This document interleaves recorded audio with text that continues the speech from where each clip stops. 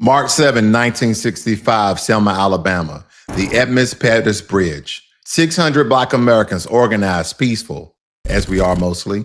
And I know some people like to debate that fact, but just get us riled up and backed into a corner. Then instead of flight, we do fight. I digress. But nevertheless, they was marching from Selma to Montgomery to demand one thing, the right to vote. Alabama state troopers met them at the foot of the bridge with billy clubs, tear gas, and basically a willingness to crack a black skull on national television. That was truly painful to watch. That day became known as Bloody Sunday. The footage that came back from the bridge is the reason the literal documentary calls that Lyndon Johnson signed the Voting Rights Act on August 6th of 1965. Section 2 of that act made it a federal crime to draw an electoral map that diluted black voting power. For 61 years, Section 2 was a firewall. For 61 years, Alabama was by federal court order required to draw congressional districts that gave black voters a fair shot at electing somebody who actually represented them. On Tuesday, May 5th, black demonstrators walked into the Alabama State House in Montgomery, same state house where George Wallace stood in 1963 and said, segregation now, segregation tomorrow, segregation forever. They walked into that rotunda, not because they wanted to. They walked into that rotunda because the Alabama Republican legislator in special session was preparing to redraw the state congressional maps to eliminate one of Alabama's 2 black majority districts. The session was so disruptive, so confrontational that the legislator adjourned without finishing the vote. That happened just the other day. That happened in a state with a black population of nearly 27%. That happened 61 years to the day from the bridge. Let me put a face on the man with his hands on the trigger, no less. Steve Marshall, Republican Attorney General of Alabama, the same Steve Marshall who on Monday, May 4th, filed an emergency motion in the U.S. District Court for the Northern District of Alabama, asking the federal court to lift the injunction that has blocked Alabama from drawing a new congressional map. That injunction was put in place because the previous Alabama map was already ruled by a federal 3-judge panel to be an illegal racial gerrymander. They don't do anything about race. Fact. Nothing is race-based, they tell us. Oh, it's in the Constitution and within the different 27 amendments, they tell us. But they actually had to make laws so no political party could gerrymander the black vote. And that map Marshall wants restored is on paper. The same kind of map a federal court already said violated the Constitution. He is asking the court to let Alabama use a map the court has already condemned. Have you noticed? Some people, Republican, Democrat, Independent, they only hold the most holy than thou document, the Constitution, when it serves their purpose. Because it was a political party they support or contribute to or acknowledge themselves to be in, then it's about, well, the best thing for the country is the way that the conservatives look at it. No. The best way of the country and for poor people is the way the Democrats look at it. So we have to look at both sides and find the truth, or maybe both of them a lie. That's why they say we need a third party. We need a fourth party. The problem is, but you don't understand, we only have one party. Yes.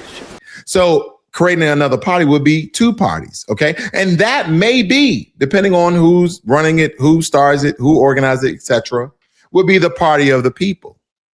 But nevertheless, the reason why Steve Marshall is moving so fast, the reason there's an emergency motion on the docket and that not a regulatory motion is the Alabama state primary is on May 19th, 13 days or 12 or 10 days from now, I don't know.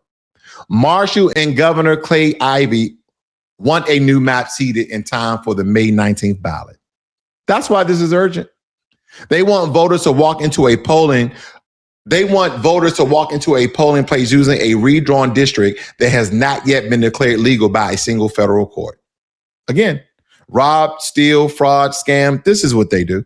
And I don't mean the Republicans. I don't mean the Democrats. I mean politicians in general, because I really want you guys to think about the timeline that made this possible. Last week, in April, early May, I guess, the Roberts Supreme Court issued the Louisiana versus Callais ruling 6-3. We're all familiar with this, become very popular. It significantly rewrote the legal stranded for proving racial gerrymandering claims under Section 2 of the Voting Rights Act. We covered the SCOTUS ruling itself in this channel, I think last week or so. What we are watching this week is the implementation within 48 hours of the ruling calming down. The state of Alabama, through its attorney general and its governor, moved to weaponize it. This is not a coincidence. This is a coordinated playbook. They were lawyers in Birmingham reading that ruling, drafting the emergency motion, and faxing it to the federal courthouse before the court's ink was even dry. The same playbook is going to roll out in Louisiana, Mississippi, Georgia, South Carolina, Texas. The Black majority congressional districts that the Voting Rights Act protected for 61 years are sitting ducks now. They're sitting duck. They'll be shot up, lined, just like Duck Hunt back in the Nintendo days. And Alabama is the first state to pull the trigger.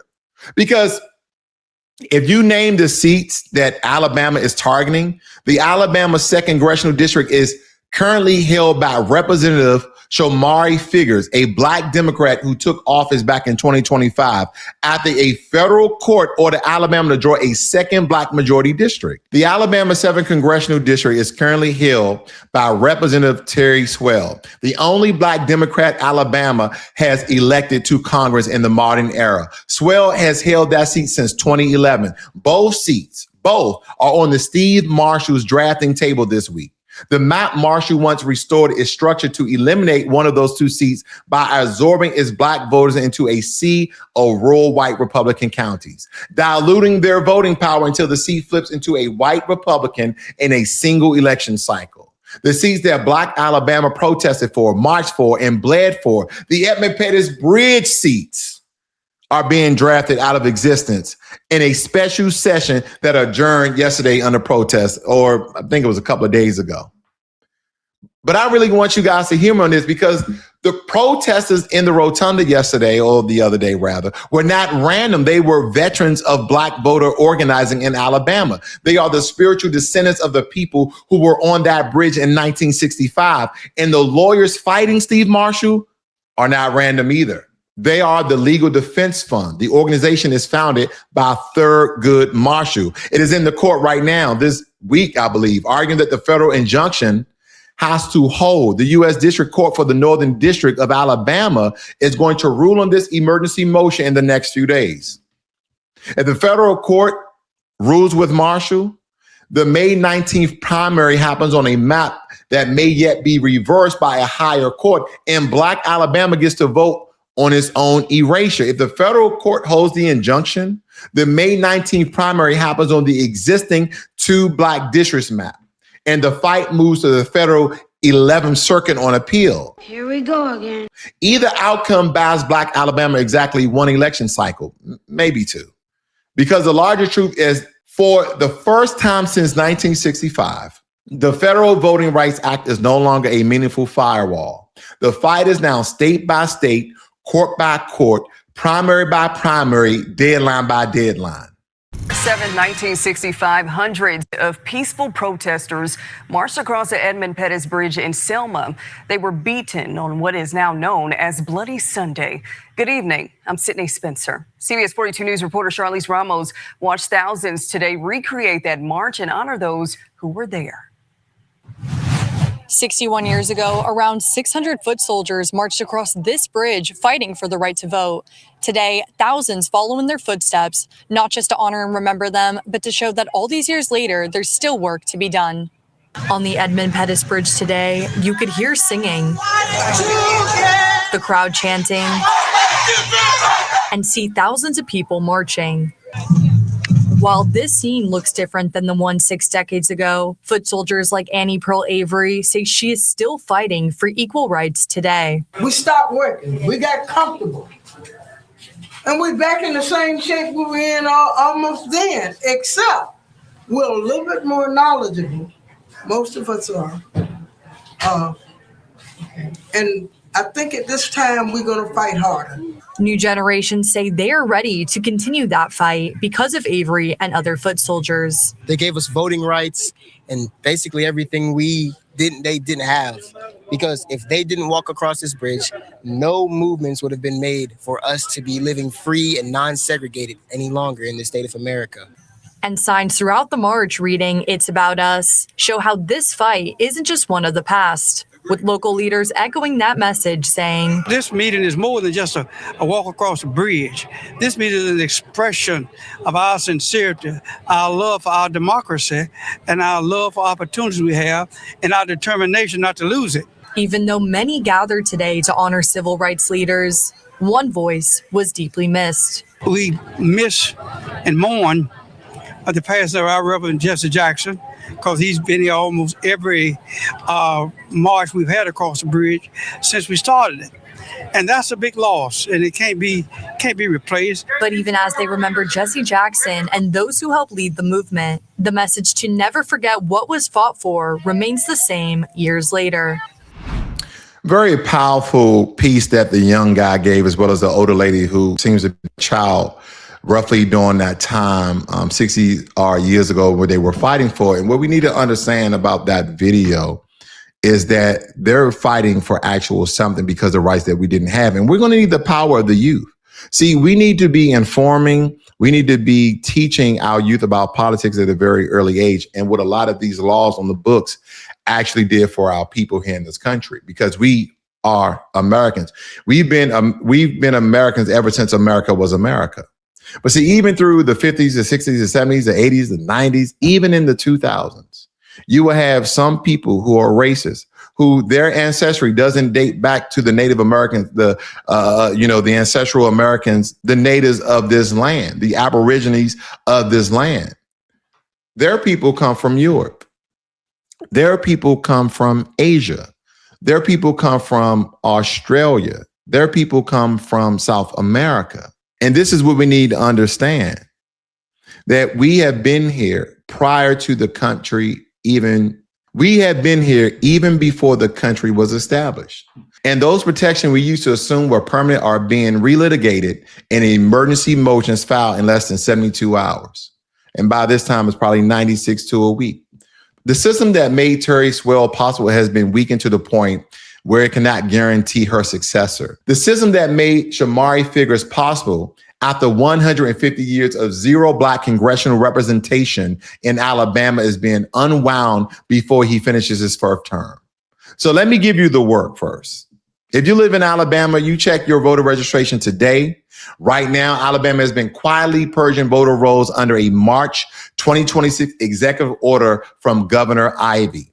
The May 19th primary is on. And guys, if you don't know about voting, you don't know where to go, just go to ourvoicevote.org, okay? A website that I created for you guys. It's not funded by the DOC. It's not funded by the GOP. It's funded by me. But nevertheless, you need to verify your registration at the Alabama Secretary of State portal before you guys go to sleep tonight. This is very important.